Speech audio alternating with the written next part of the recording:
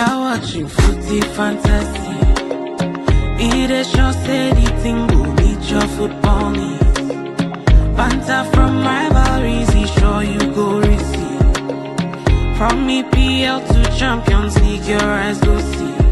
It's Footy Fantasy. You're watching Footy Fantasy. Footy Fantasy. It is your steady thing will meet your football need. Your football need. Banter from rivalries, he sure you go receive. Sure you go receive. From EPL to Champions League, your eyes go see. Your eyes go see. It's Footy Fantasy. Footy Fantasy.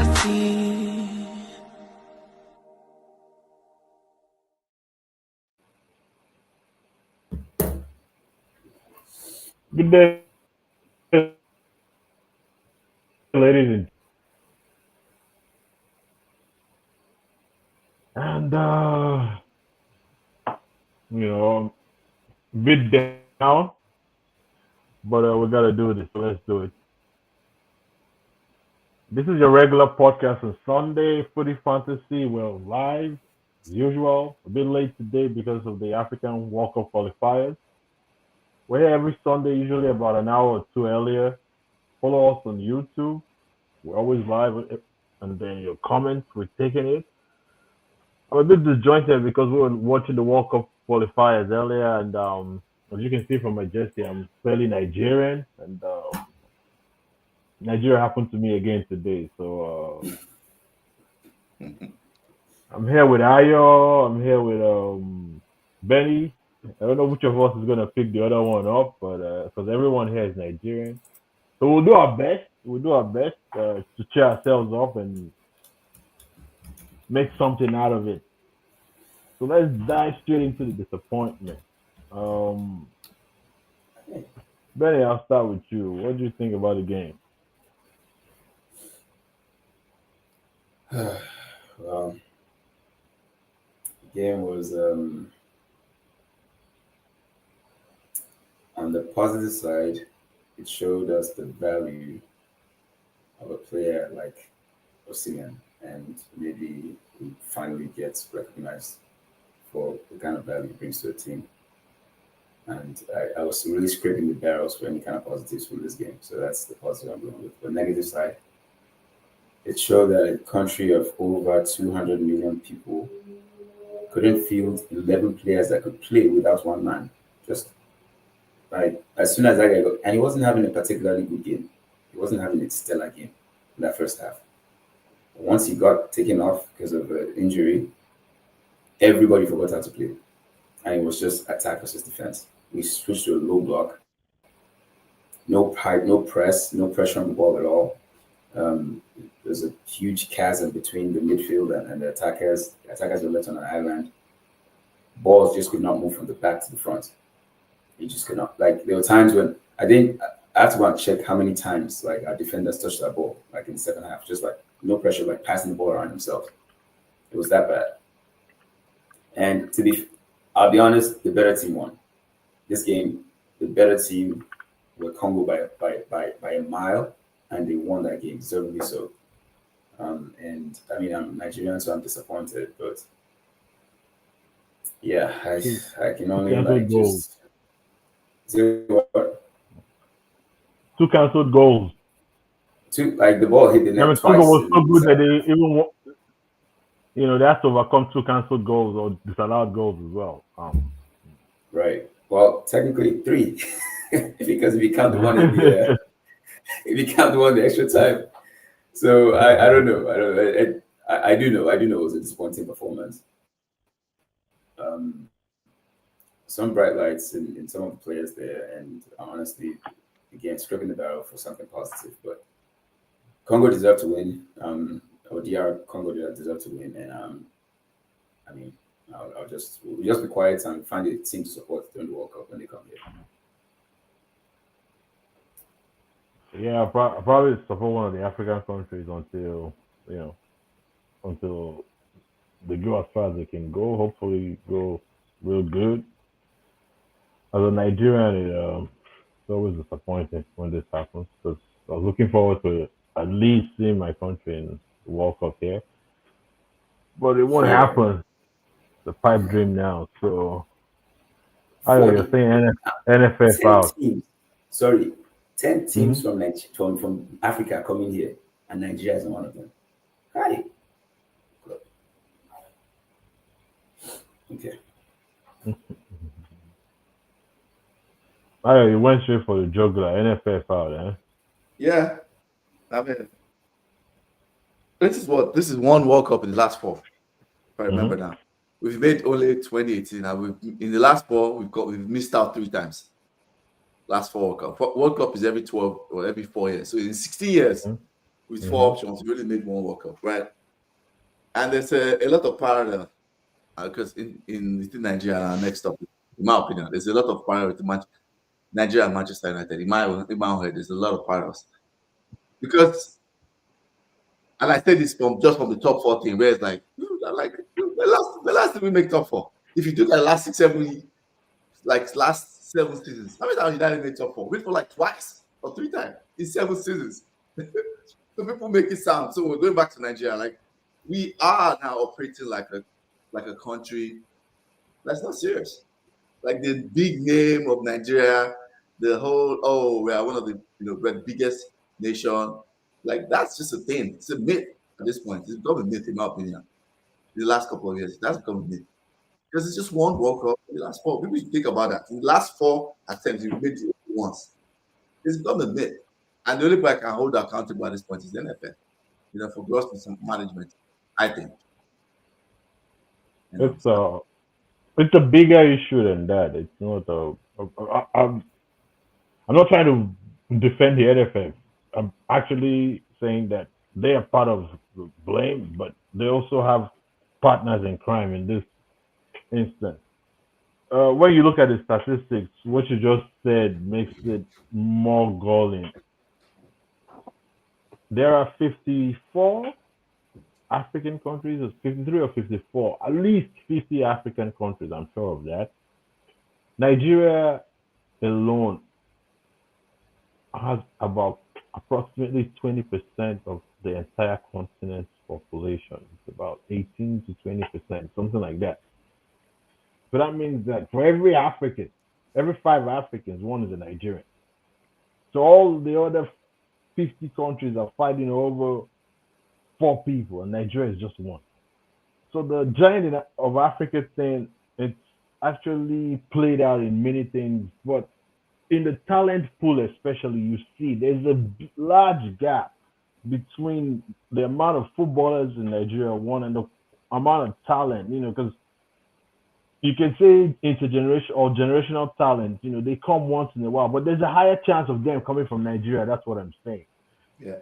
The issue has always been that for the past 50 years, from before I was born, excuse my pun, but Nigerian football has been a kind of political football. It's reflected the country. When the country had better economy, better organization, 70s, 80s, this team was consistently good. And instead of building on that, what actually we saw was the peak of good, like good organization in the 90s when you could, it was like every set was just excellent players. But of course, once you stop, it starts going down. And so that's what we're seeing. What we're seeing is that we are still generating good players. Osimhen didn't come out from, he's not one of the European Nigerians. There are a lot of Nigerians still coming out of, in soccer. There's a lot of them that are still good. But the issue is that the country is so messed up that this is our national game. So it's very hard to say it's an NFS thing because if you think about it, the footballers that were complaining just recently that they were not paid, they're not 50 years old. They're not even 50. But from when I was a child, they've been complaining about the same thing. And the Nigerian people always sit down and watch. So if the Nigerian people don't care enough to fix this issue, what's the NFF going to do? They've been getting away with it. Why should they stop? The government, like who's been holding NFF accountable? The government won't do it. The people won't do it. So why should they stop? I don't think it's going to get better. We're just gonna keep Nigeria. Like Benny, you get it. You know exactly what I'm talking about. That there's a pipe. There's talent in Africa. There are guys that their job is just to go and build academies and scout players in Africa and just take them out. There's a lot of that happening because there's good players in Africa. African countries can be better if they want to. If they want it, they just need to want it. That's it. That's what it is. Nothing more. I don't know. I agree. I agree. I think NFF obviously is probably an offshoot of the main issue. Yeah. I mean, they've gotten so like relaxed and like Richie said, there's no fire, like no kind of nobody to keep them like, honest. Nobody to keep them honest, really. I think there's this. It's one of those issues, and I think if you're Nigerian, you definitely know the pattern here. Is that we all see a problem, but we all look to the other person to fix the problem. Like, okay, all right, there's a problem right there. Okay, so who's gonna fix it? And we just do that until the next problem comes along, and then we just forget about the old one until it resurfaces again, and now we go back to the same old talking points. Like, oh my God, NFF are terrible and this and that, and then we get to a point again where, all right, who's gonna fix the problem? And everyone's quiet, and then the next problem comes along, and then we move on to the next. So it's just one of those things. It's a carousel of just problems left and right, and unfortunately, a game that we all love, something that we it's kind of hard to explain passion about football. Like even some of us that don't know how to play, the kind of passion we have for this is a beautiful game. We really love it. Suffers from this malaise in solution in finding solutions for problems, obvious problems, or the just the lack of desire by people to say, okay, let's grab the bull by the horns and fix this problem first. Ignore that thing. Yeah, let's focus on this and fix it right now. And it's I don't know. It's indicative of a bigger issue, really, and we're just seeing the effects of a bigger issue. And I don't know. I can't even blame any of the players. The players, you have a bad game, you have a good game, that's fine. But the issue that made us get that made them choose us a coach that was beefing with your best player to get like how many draws, like issue that made you not realize, oh wait, let's try to fix this beef between the coach and our top player. Let's try to fix that issue first, because it's affecting the entire team. They would have qualified if they were not. If they were not petty issues, really petty issues. Petty issues. And then apart from that, the coach himself wasn't even that good. It's not that good. It's not that good. That's the thing. Because when the best player was playing, when Osimhen was still playing before the fallout for Finidi didn't show us anything. He didn't show us Before the anything. World Cup qualifiers, he didn't show us anything. His tenure didn't show us anything. It's not like you're gonna say, "Oh, he was one of the guys that got a shorthand." Because sometimes I find it very hard to judge Nigerian coaches harshly. Coaches of the Nigerian team harshly, because when you start hearing things creeping out, you start wondering why. Because, like, look at the video Iwobi posted. Iwobi is a millionaire. There's no reason for Iwobi to play for Nigeria unless he wants to. He can chill. The guy is easily making 200, 300 grand a month. And he's been playing for he's in his 30s. He's been playing football since he was 18. He's been a pro since that. He has money. And look at the kind of hotel the Nigerian Football Federation decided to put the Nigerian players in before 2 must-win games. So what kind of setup? What's being given to the players? Because you can't. It's to whom more is given, more is expected. So what have you given to these players to expect so much from them? If you think about it, what kind of food, what kind of structure is around them? What kind of doctors? What I'm saying is we know the kind of setup the English national team has, the French national team has. We all know what these people put in. And it's not like the money's not there. It's just that the person who's supposed to spend the money is doing something else, and nobody's saying why.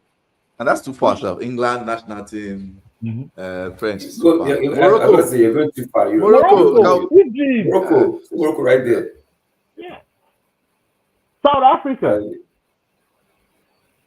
I, um, yeah, I think at this point, like I'm just tempering my expectation for Nigerian football going forward until something like a major overhaul is done. But then again, you can't have. I don't think we'll have any. What's it called? I don't think it's possible to have a functioning football federation in a dysfunctional federation. I think those problems of just issues that are pervasive to the entire nation will somehow creep into football. It doesn't. It can't be immune to the issues of the entire nation. So yeah, Nigerian football is screwed pretty much. Yeah. It's been screwed for a while, but this is just extra evidence that it's screwed. But then again, we're football fans. We always hang on to hope. That's like football Because fans and hope in a hopeless situation. Match no, made no, in no. hell. Yes, but this is the thing that actually makes it football is like a drug, and this is what makes it like a drug. It's that you see, um, if you're unlucky, or in this case lucky, and you're supporting a dead beat team, like let's use for example in the NFL, you're a Jets fan, you don't expect anything. But that's a few. There's just a few amount of fans like that. Generally, what happens in football is, as we're saying this, we're saying, "Oh, Nigeria is not good. We don't expect much." But we know, like in the next 5 years, like the Nigerian team just did very well in under 17. So there's a crop of young Nigerian players that are coming up that will bust into this national team, and they come and show you a little bit of something, show you flashes of, and you grab And onto you that because forget you're a problems junkie. of years past. Yeah, you forget because you're a junkie. You jump on it. And that's the issue. I think Nigeria it's always been like this because Nigeria has enough talent, and it's been the talent that's been saving us all our life. It's been the talent of the fact that compared to the average African nation, there's just so many people that can really play football, and it's easy. There's some countries they have to wait for some kind of players that come to Nigeria easily for them to even have a chance. So and we can also see the other side of it that the other countries that we used to take for granted, they've learned that okay, we can organize Gabon, Cape Verde. They're just using a little bit star talent and organizing and doing things. You could say South Africa. I use South Africa because South Africa is actually the best example of something working. Morocco is the best example of maximizing generational talent. There's a lot of generational talent coming through in Morocco. South Africa has built a league for the past 3 decades. Since the 90s, they've had a functioning league. They've had good, what you call local based players. And that talent pool has been growing. And then finally, you can say that South Africa is now steadily rising to the top of football in Africa because of that investment. That's what Nigeria doesn't do. It's just simple. And as you say, until they fix the nation, until they fix one federation, they can't fix the other federation. Hmm. So we'll segue through that and talk about the people that need a lot of fixing. There's a lot of fixing, fixing. Let's talk about Ruben Amorim. It's been 1 year. I'll start with you. I know you have a lot to say, so please pour your heart out. I should put my heart out. Give us a great. Tell us why. Okay. Ruben Amorim, 1 year in. I think it was 1 year last week, right? Sometime last week. Yeah. Up until those last 3 wins, right? Up until those last 3 wins, then it draws. It should have been a flat out F for me. flat out F. After those 3 wins and the draw, it's a D minus for me. I know a lot of people are very, very like optimistic. I think Bucci has kind of joined the very optimistic people about United under him, in recent times at least. I'm very, very pessimistic about Ruben Amorim and the 1 year time because of a couple of things. One, I think Ruben Amorim came into the club. I think there's a caveat. He didn't want to come, halfway through the season, all of that. But I think his approach to the rebuild made a lot of things more difficult than it should have been, in my personal opinion. He came with that approach like a, typical manager who runs a small club with the mentality of let me target some underperforming, high-earning players or big-name players, whatever, and make it all about them. Fine. It's a playbook. It's a playbook that I think managers have run every time. But it's a very, very dangerous playbook in the sense that it's a playbook that only works when you're winning. When you're winning, nobody cares. Everybody say, look at this. He came with that playbook. He did that to Rashford. Garnacho he was playing in, but you could tell that, okay, something was brewing there. People forget he did it to Casemiro. People forget this. He wasn't playing Casemiro.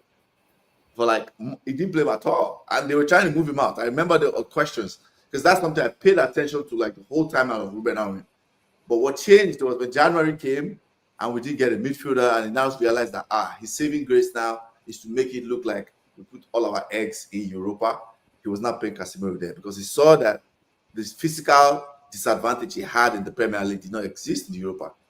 And then he was playing Casemiro because Casemiro was scoring a lot of goals, to be a prank, and creating a lot of assists, that was making us go 1-0 up in Europa League.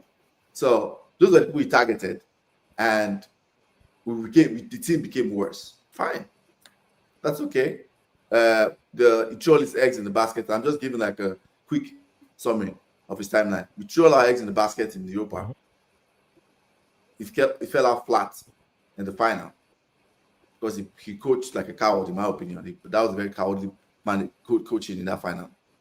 And we lost the game because, again, he coached that final like we had the second leg. Personally, that's how I saw him coach that final. The summer comes. You have the owners that say they want to keep you. I want him gone. They decided to keep you. He throws all his eggs in the basket. Well, him and the club decided to throw their eggs in the basket of, I've kicked out 2 forwards pretty much. I'm going to throw my eggs basket and get proven EPL forwards, right? Cunha, we're bringing in Burmo, and we're bringing Sesko. So he kicked out all the forwards, changed the whole forward line pretty much. When it was very, very clear, this man was there. We lost so many games because of chaotic, no control whatsoever, the midfield being open. He was right there throughout this whole process. It's not like he came in, because that was what they sold to us, that all the losing that we're losing was because good times were coming, right? You learn your lesson. We come into the summer, you spend money, finish. The last minute, you now say, let's make, okay, then you get a goalkeeper.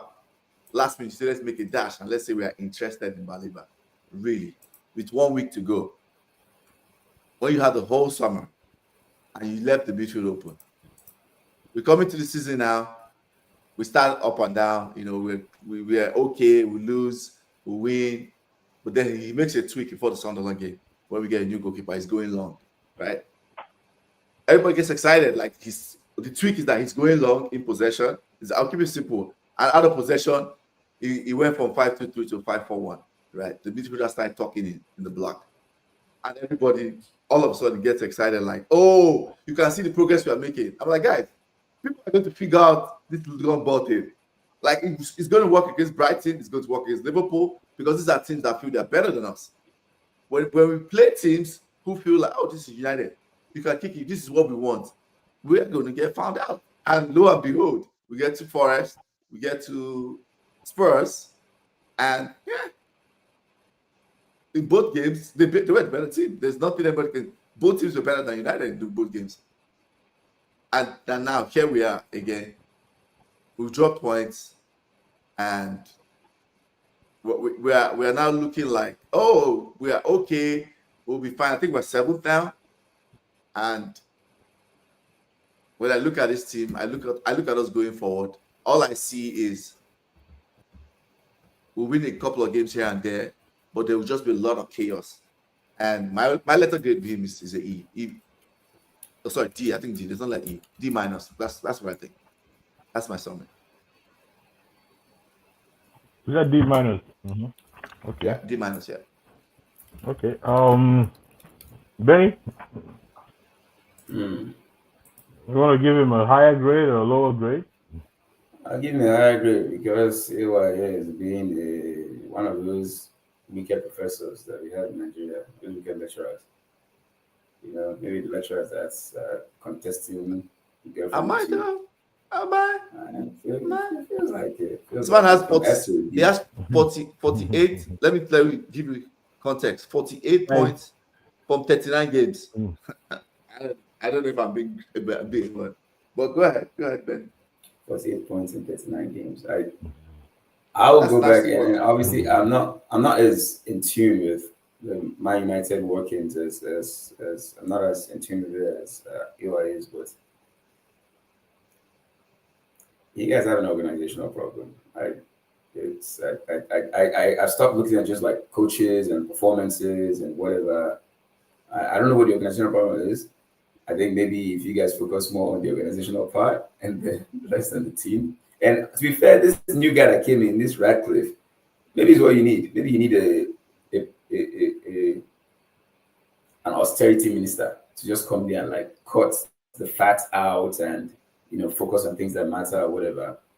I don't know, but I do see. I mean, I watched a few Man U games now, and even in the winning streak or whatever, and I don't know. Like I don't know how you guys. It's like playing, with good vibes and inshallah. Sometimes, like okay, I see glaring holes there. Like okay, for instance, how they pick up people like in midfield, and I don't know. Maybe I'm just being a little too critical here, but the defensive scheme, and there's not like a main voice that talks about like, hey, you're picking up this, you're picking up that. There's no discipline per se in the middle. I don't know what kind of system he plays. I'm not going to see and claim like I'm a whisperer, but there are glaring issues and like a switch. I've seen where like just one ball switch. They've been outnumbered. It's like they just quickly outnumbered, and I'm like, wait, did someone get it red? Like, where's the other player? Like the structure there. I don't think he has implemented an EPL type of structure to where like there's a physicality in this game. You can't just like be weak on one side and not expect to be punished. Like it becomes so obvious against like lower level teams. I'm like, okay, if you're this open with a lower level team, when Jungle matures in December, Jungle is not to mature in December when games will be back to back to back.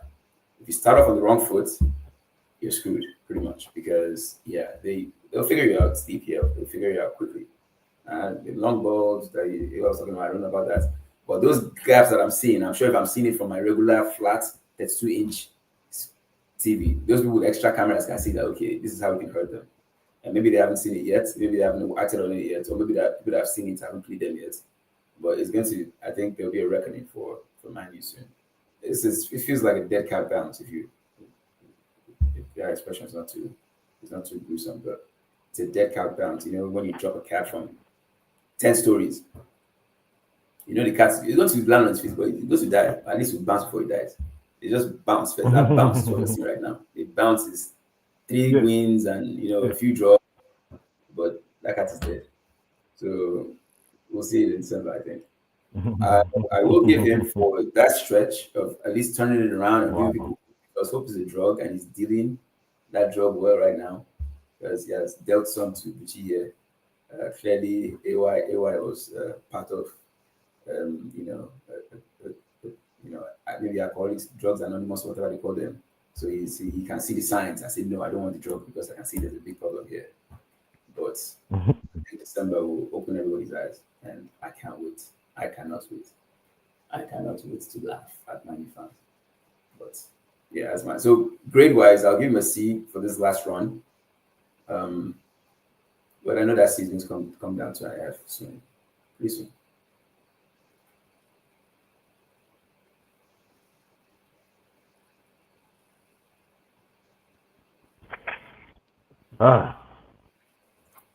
it's a it's kind of like I like read a litany of all the transgressions, and yeah, they're quite galling. They're kind of like bad, but there's always context to it. Like you said, there are organizational issues. Oh, I kind of always find myself in the middle with when it comes to things like this because of the Glazers, and so I struggle to want to say everything is about bad coaching per se, like I would say. I think it's an organizational thing, not just the owner's side, but the guys around him are also new. And it seems that for the past 5 years, Manchester United have been kind of transitioning. I've had like three CEOs, two directors of football. Like from 2021 to now, you've had four coaches.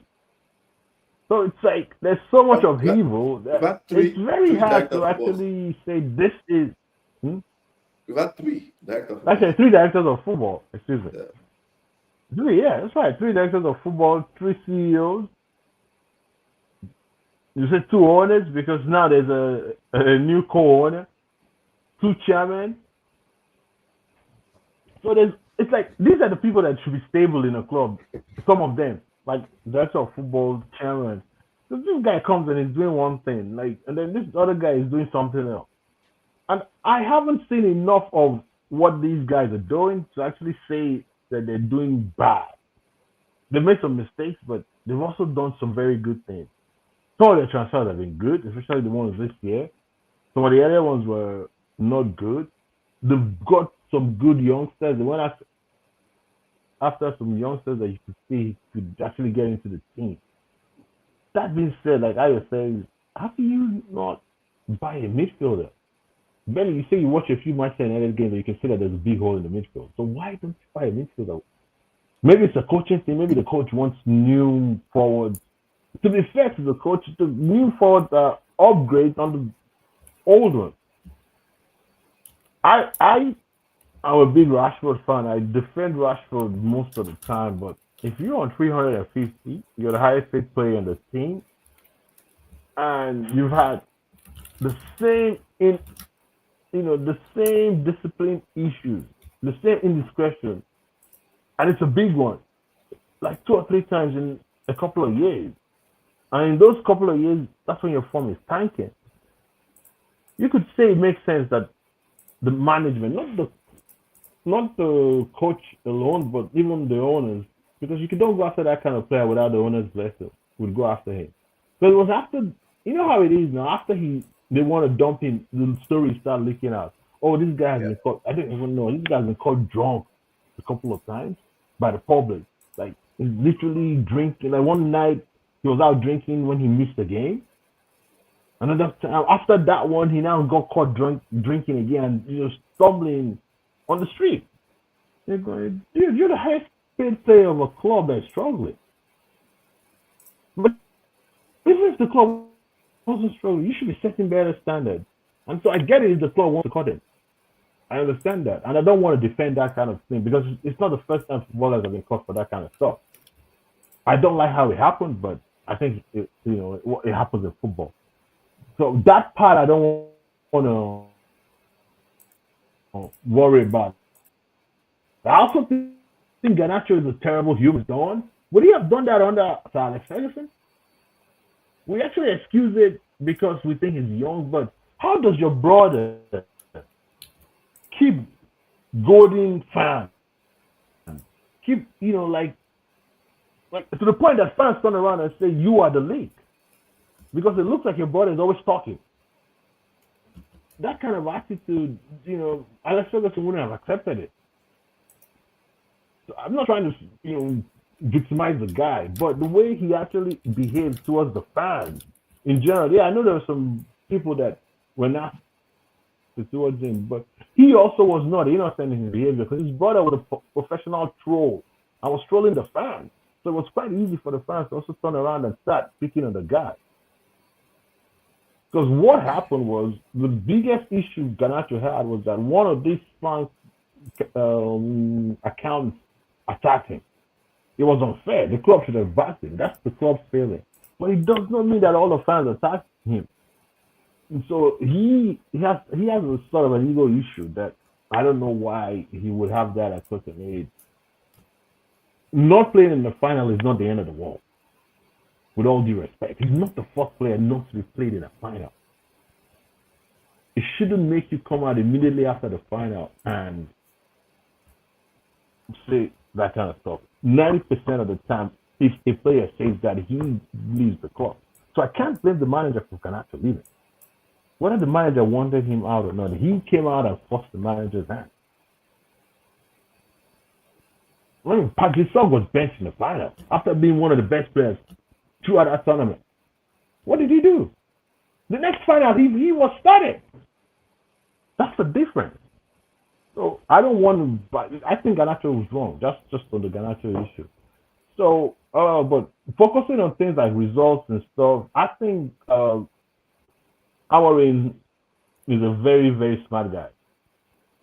When I mean smart, is he knows how to play the media, he knows how to play on emotions, because this guy has been covered because of the way he's handled the media, and he's been given an umbrella by the Glazers and the Ratcliffe issue.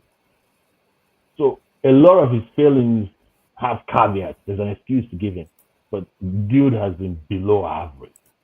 When I mean below average, I mean below average. I don't even think this last 3 games or vast stretch of 5-6 games excuse him, because when you've been at the club for a year, you shouldn't be having 48 points out of 39 points. That's relegation form. The only reason we can give him a positive is 1 month out of 12 months. Give us 10 months because there was a summer in between. But this guy's team has only been consistent for 1 month. So it's hard to say that he's been good.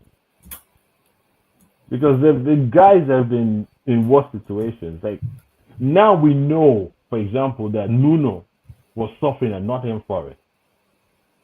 Now we can see the kind of dysfunction there. Again, Nuno did okay. I'm not saying he should have done as good as Nuno. But that being said, he's 7. In football, we have this thing where we say last season is last season, this is a new season. He has started the season. You can't keep holding on to last season because you can't bring last season's points into this season. And on the balance of averages, he has done well this season. That's just the truth. So, therefore, he has to be out in the middle and say C. Because if Manchester United finish 7th this season, it's a good season. And they're 7th now.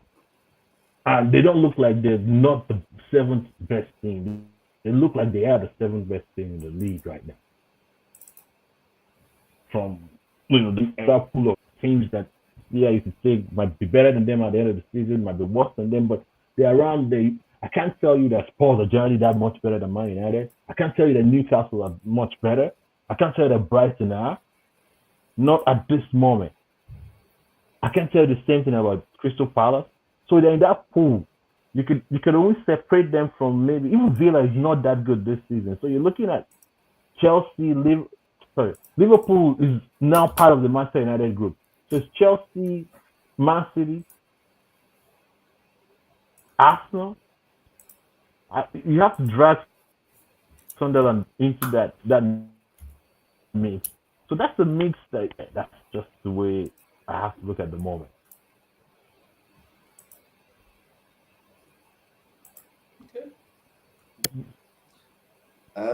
I guess in my opinion, just because I don't drag it out though, I don't drag it out, but yeah, don't disagree. I disagree with a couple of things you said, especially the part, I think it was Ben that was saying, like, if there's anybody on this podcast or probably in our circle who has talked about United's organizational issues, which you can at least vouch for me for that one. If there's anybody that's talking about this, I've been talking about this when it wasn't popular. I've been talking about this since 2015 in our United groups, 2014, 2016. When everybody was like, oh, I always complaining about this. It's like, so I know the organizational issues United, but I think football, you should be able to separate. It's what they call hierarchy of power. Like you separate what are just basically organizational issues, what's combined and what's managerial issues. And I'm focusing on Amorim's 1 year issues that are based solely on him, right? I didn't go into, I didn't delve into it, but we'll be here all day. Delve into like the things that are connected to organizational and stuff. Just wanted to make that very clear. You know, that I understand the organization very well, more than most people.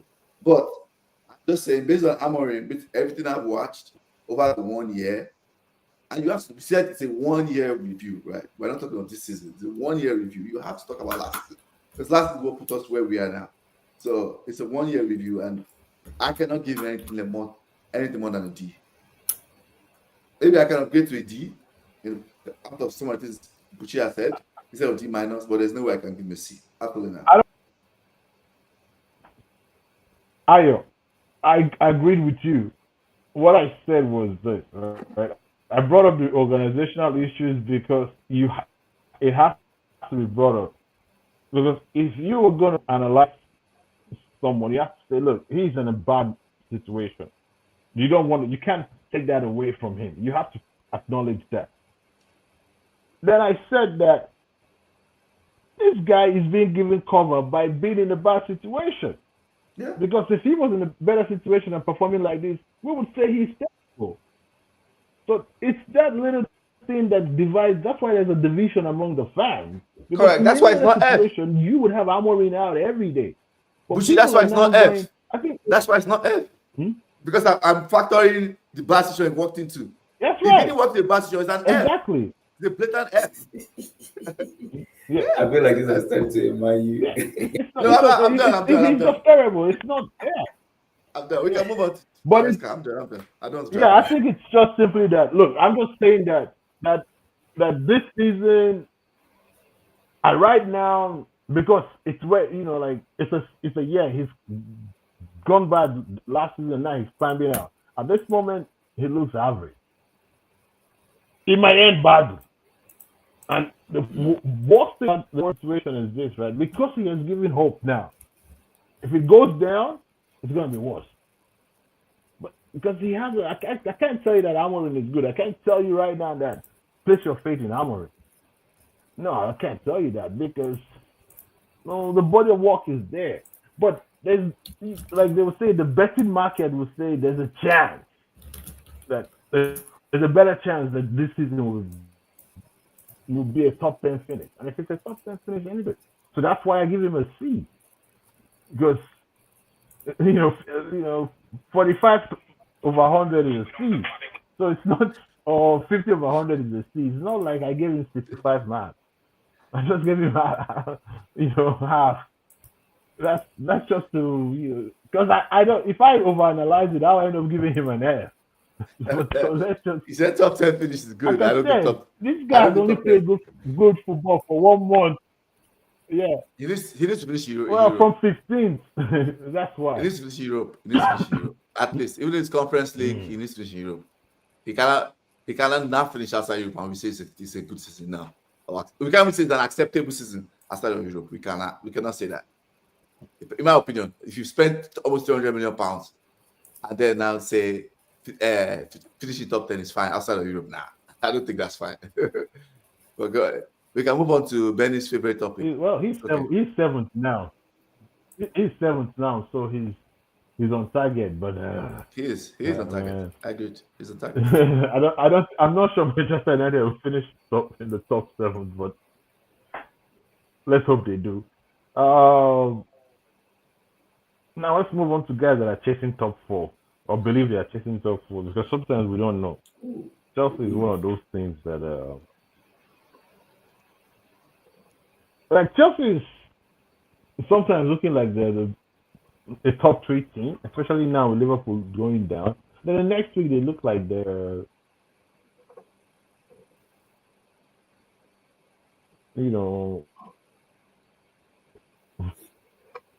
like they're because it's been like this for the past 2 years with Maresca. But they ended last season well.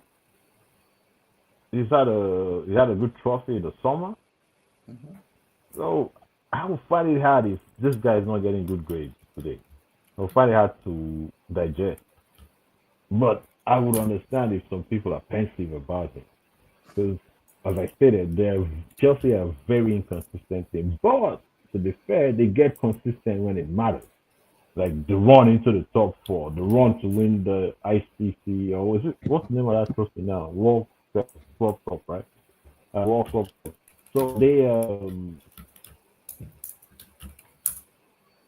there's more good than bad with Chelsea. Benny, am I right to put it that way? I guess so. I guess it's more good than bad with Chelsea. If you're gonna frame the question that specific way, there's more good than bad with Chelsea. Yes, yes. That okay. So ignoring the owners. Let's go with just Chelsea performance lately. I think we are starting to see the effect of a lack or an absence of experience in the team in terms of senseless red cards, capitulating in key moments sometimes.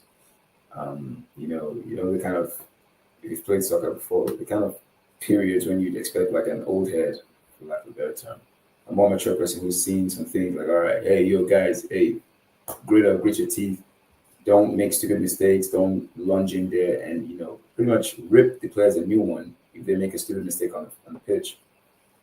Those instances when you need that, I think we've had some of those situations and nobody has stepped up to that plate. Maybe Caicedo does, but I don't know if you understand it yet. But Caicedo has been a bright spot on the team, and so I guess he's covered quite a bit of the cracks there. But overall, did you just maybe you don't understand me yet? That's just we're passing. Did you just say that? Why would you misunderstand me? I just got that. Like, did you just make that comment? Yeah. This guy. Go ahead. Sorry, go ahead. But yeah, just a little dig there. But his overall Maresca, I would give Maresca a B. I think there was a point in the season where I thought, okay, this guy's getting too big for his britches. I think he just felt like he's arrived because obviously, and again, I might give the owners all kinds of crap about the kind of how much you're spending on the players, but they are getting some quality players, not the kind of quality that we need to like compete at the highest level consistently, but they are getting still quality players. And some of these players, they're getting potential, and some of these players are maybe stepping up into their own potential or something like that. So overall, we have a not decently, above average talented squad. A talented squad, and obviously they're going to string some good performances here and there, and actually maybe sometimes a stretch of good performances. And it's in those moments that you'd expect your coach to be like grounded and not feel like he has arrived or whatever, and start talking some crazy stuff in the press conferences. I used to go watch his press conferences afterwards, and after a while, I was like, man, this guy feels like he's hot shit now. Like the way he talks, like, okay, yes, we expect this, we expect that. This was really stupid of him. Very stupid of him to do this. Very stupid of him to do that. I'm like, bro, you're dealing with TikTok generation of players. You go out and call them out like publicly like that, you might do more harm than good. But his style of play, the way he set the team up, actually, I'll commend him for that.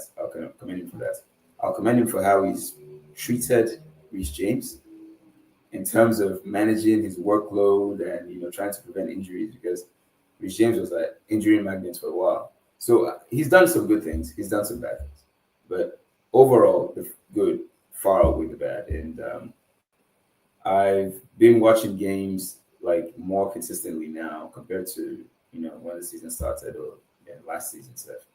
I don't say it much in my Chelsea forums because they just think I'm a hater whenever I point out something that's crazy. Like if Dada is watching this right now, he's probably on the forum already talking about how Benny's terrible. And Benny's not a real fan. which is fine. It's okay. A prophet is not welcome in his own place, so I understand that. So however the Bible said it. The point is that I think Maresca has done quite a bit of good. I think this is the time when I would hope that the owners kind of like deviate a bit from their young players, whatever, because you go in the news now and just your young players that are still like breastfeeding that they're going after. They're signing them left and right, which it helps the pipeline, but doesn't help to win. And I'm a fan. I'd like to win something. I'm not trying to be like this well-oiled machine that just like turns a profit but doesn't win any silverware. I'm not trying to be Spurs. Like it's kind of interesting that how that mentality, the PE mentality, has kind of crept into the thing, and a lot of fans are starting to accept it as like this is normal, Yeah, or this is you are reality now. you are Well, a it's fan. reality. You don't care about profits.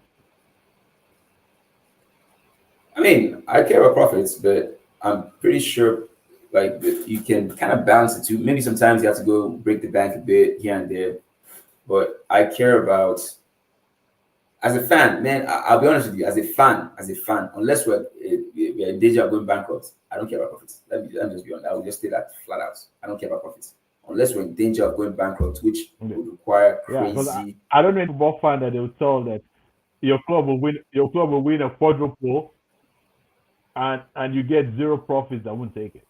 I don't care about profits. Forget quadruple, Like, I don't want my club to be forget bankrupt. quadruple, one duple. I will take one duple over. Oh, we made high profits for nothing to show for it. Because nobody's gonna go that down the road. I'm not going to be arguing with the fan like, guy, my team is better than yours. My team is better than yours. I won 3 trophies. What do you win? Well, we posted $250 million in profits in Q3 last year. Your team do that. Nobody's gonna care about that. It's like, what's Q3? What's profits? That's what they ask you. So The I only really reason don't care the about only reason Real profits. Madrid fans boast about being the richest club is because they win. They win. Yeah, Spurs have I was when it I was comes a to like Manchester United organization, fan Spurs have a very when great, a we were well-oiled machine. They make profits here and there, but they don't win anything. And we don't know them as a well-oiled machine. We know them as butlers. That's what they are. yeah. So I don't know. I'll give so just back to our point. Maresca, almost 2 years in.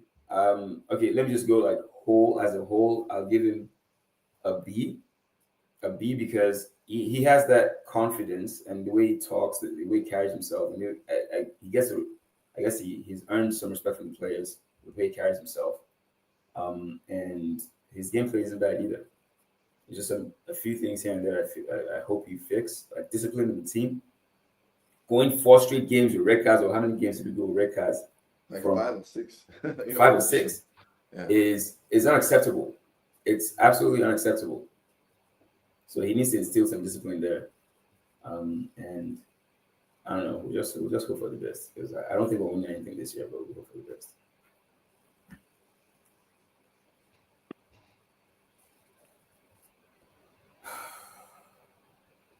Yeah, but that's expected with a team with young kids. It's Don't let me get started on kids. expected that a team with young kids would Buying children to want to play have football. Don't let me get started. expected. Yeah. So B is a fair. That's fair. Ayo, what do you think? I think it's very fair. I think this is one person that I'll actually be very kind to, specifically because of the model of how Chelsea's run. I think Chelsea is like they are doing the full head coach. Even though United say Amorim is a head coach, that's not what they are really doing. But Chelsea is doing the full head coach approach, like the full-on head coach. Whereas we have this bunch of players. This is the kind of we want to build as God. Hey, Mr. Man, come on, coach, right? Like, yeah, he has little or no say, apart from when he brought in what's his name, KDH, last season or whatever from Leicester. Most times they just like bring in players and say, hey, figure everything out. I think Maresca has done pretty well in my opinion. I think he's a good coach. I'm not sure if he's going to be a great coach. Of course, time will tell. But I think he's a good coach. I've seen him make tweaks here and there. Like he doesn't seem like one of those guys that, rather than let me see what this game is giving me, let me try and win this game. oh, I'm married to just keeping the working balls. I've seen him do. I saw him do that in the World Cup. I saw him do it a couple of games last season, where it's like, oh, you know what? I know how to counter what this will do. I'm going to go long. I'm going to play it. Gusto. I'm going to invert him. I'm going to invert this James because of physicality and try to like create overload so that Palmer has space. I've seen him do some tweaks where it's like, oh, okay, he does things that like really impresses me when it comes to like what the game is giving him. On the other side, while I say I'm not sure he's going to be a great coach, is, and I know it's more of a profile thing, like the Chelsea don't really have very good defenders, but his idea or his whole approach, personally, when I watch Chelsea, to protecting that defense is, hey, what's his name? What's his name? Castelo, go and be a ball winning machine and do everything. That's what I see when I look at Chelsea, because everything else, just from like defensive structure, defensive setup, it's kind of mid to me, in my opinion. When I watch it, it's very, very mid. So the whole of Chelsea setup, where defensively, especially, I'm looking at, if Castelo goes down for any type of like period, even it's 3 weeks, 4 weeks, Chelsea are in big trouble. So that's where I am. I look at him, I'm like, I don't know if he can be a great coach. I don't see. On the defensive end, I don't really trust him that much. But attacking and how he like in possession and like do opposition scouting, he seems to be pretty good. Especially that PSG final, he seems to be pretty good at opposition scouting. That one I'll give him that. So I think B is fair. B is very fair. B minus, B is fair. I think he has done well so far.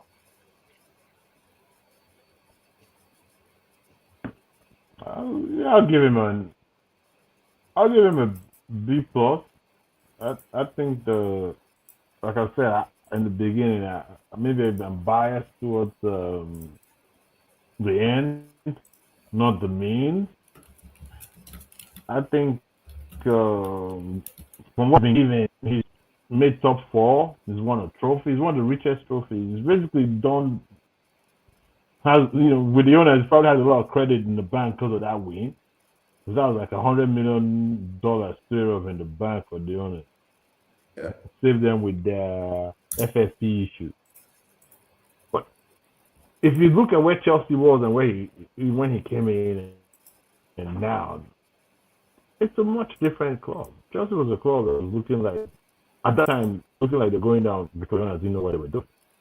Now you turn around 2 years later. I hosted the last podcast we did about Chelsea season review, where Wale came with Dada, and they were, glowing about, which funds and whatever. But that's a story for another day. The reason why I brought that up was, if I had hosted that podcast 1 year ago, there would have been a different story. But this summer, it was different. They were singing glowing songs about the state of Chelsea. So if you can be at that stage and you're looking positive, if you're confident you're going to be in the top 4 next season, you're confident that these young players, the best of them are going to be here to develop. The issues that Enzo, Maresca has had, he has ironed them out slowly. The issues with Enzo, he fixed them. Enzo's looking now like a quality player. He's not looking more and more. I mean, he's not a $100 million player, never was, but he's looking like a good player. Caicedo is a $100 million player. He's looking like it. You could say that he's doing the best with what he's got. It's now to the owners to change a little bit of their tactics, their style, the strategy, and get some seasoned players to balance out the fact that everybody in that team is like, young geezers with no of them don't have hair on their chest. Yeah. So that's my own analysis of Chelsea. I don't know what you guys think. I think you're right. I mean, okay, I'll let Ben chant, but I think it's fine. I think that's very, very accurate. I think very accurate. Yeah, I think you're accurate. Yeah, the money misroad Chelsea is still truly alive. But we've made some good. I think we've made some good decisions. Some of the players are living up to their billing. Enzo is hot or cold. I don't know if he works. I think he'd do well in a non-Premier League. He'd do better in a English league or whatever. I think the physicality just kind of get into him, but it's more of a, I don't want to say finesse player, but I actually don't know what he does.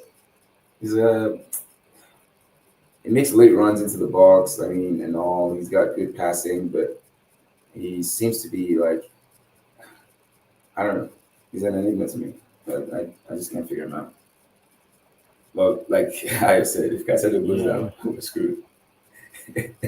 Yeah, screwed. Like Lavia can't stay healthy enough to save his life. I don't know what happened to that guy, man. What happened to the kid? I don't.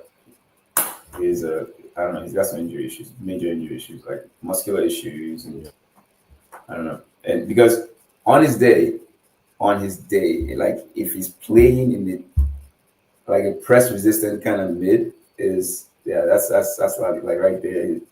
Yeah. He's a great player on his day, but On his day, Ugarte is a good player on his day. Who? Ugarte is a good player on his day. Yeah. I don't like that. I don't like the word on his day. That was me pushing back again on me. I was joking. Well, what is it now on your day? You can be a genius, but now how many of your days do you have? Yeah.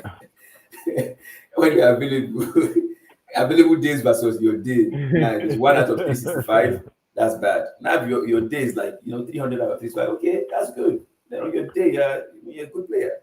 Wrap it up. We said it was going to be a short podcast. Let's wrap it up. Availability is I think availability is supposed to be is a talent. It's also a talent in football. Should we do kudos and donkey? Do everybody have kudos and donkey? Do we have to? It's not sure. I think donkey is obvious, so let's just skip donkey for everybody. Yeah, the donkeys. I think the donkey is unanimous now. I think the donkey this week is unanimous. The kudos for the week.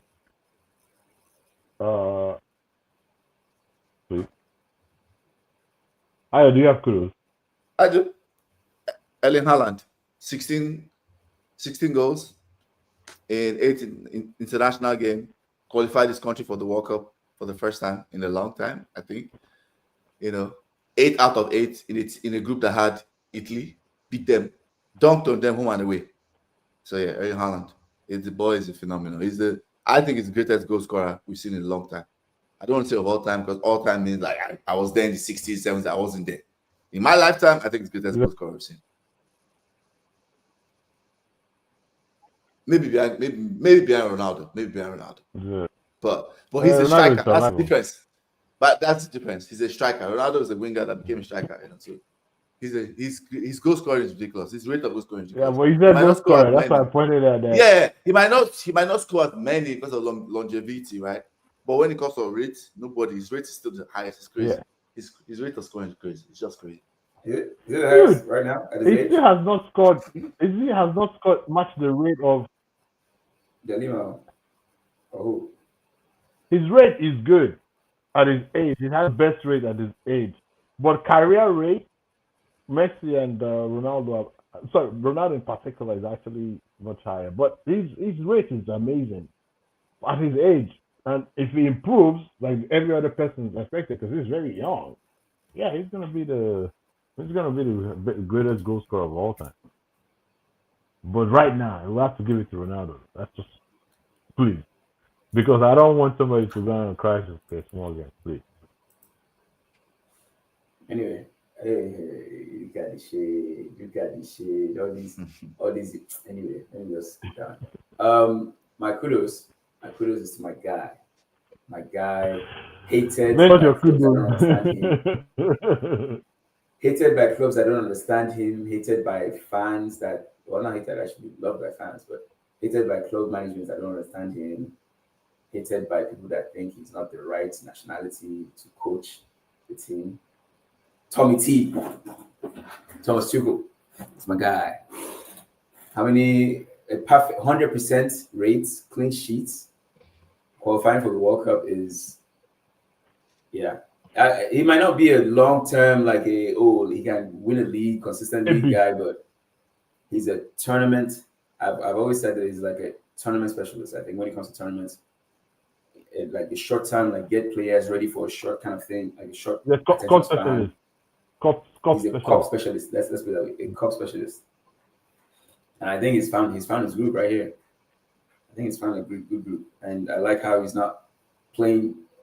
I mean, he has some favorites, but most of his favorites are like well deserved.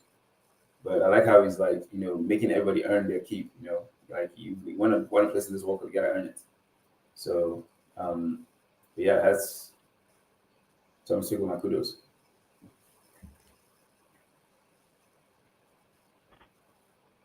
Yeah, that's good. My kudos for the week is Suriname.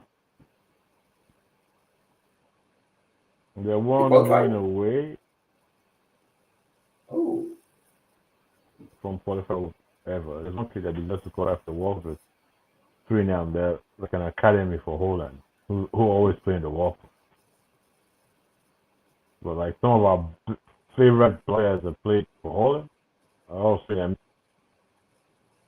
So kudos. I think the donkey is unanimous. I think the donkey this week is NFF. Is there any other?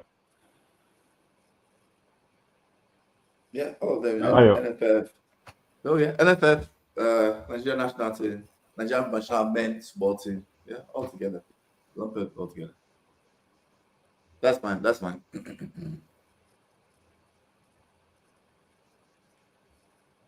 Okay. I think that's a unanimous one. We don't have to explain it. It's just it's been a very, very, very sad Sunday for Nigerian football. But this is football. We always move on. There's always another game. Premier League, Champions League, European football, regular football, wherever you are, it all comes back next week. But before it does that, we're going to wrap up World Cup qualifiers, generally apart from those going to the playoffs. There'll be some interesting games this week. The best I would probably say is Germany-Slovakia. Whoever wins that game qualifies for the World Cup. They both have the same amount of points, first and second. So that should be an interesting game to watch. So I wish all of you. Before we go, sorry. Before I go, Gucci, sorry, let me interrupt. First of all, just to be clear, because I knew I was right. Erling Haaland has the greatest goal scoring rate of approximately 0.82 goals per game currently in football, followed by Messi 0.78, followed by Cristiano Ronaldo 0.73. So Erling Haaland, I maintain, is the greatest goal scorer of all time. I don't come to goal scoring rate, in my opinion. Overall, or at this stage in their careers? Overall. At his age? No, overall. I'm saying overall. Oh, 1.2. He's bound to drop off. Hey, maybe he will. Yeah, bound to drop off. Also, we forgot to talk about like, share, subscribe, guys. Footy Fantasy, FOTTI Fantasy on YouTube, Twitter, Fantasy Footy, Instagram, and our theme music, FG Music. Like, share, subscribe. All right, guys. I was giving you all the details. We'll be back here next Sunday. Have a good rest of your weekend. Thanks for watching. Bye-bye. All right. Yeah.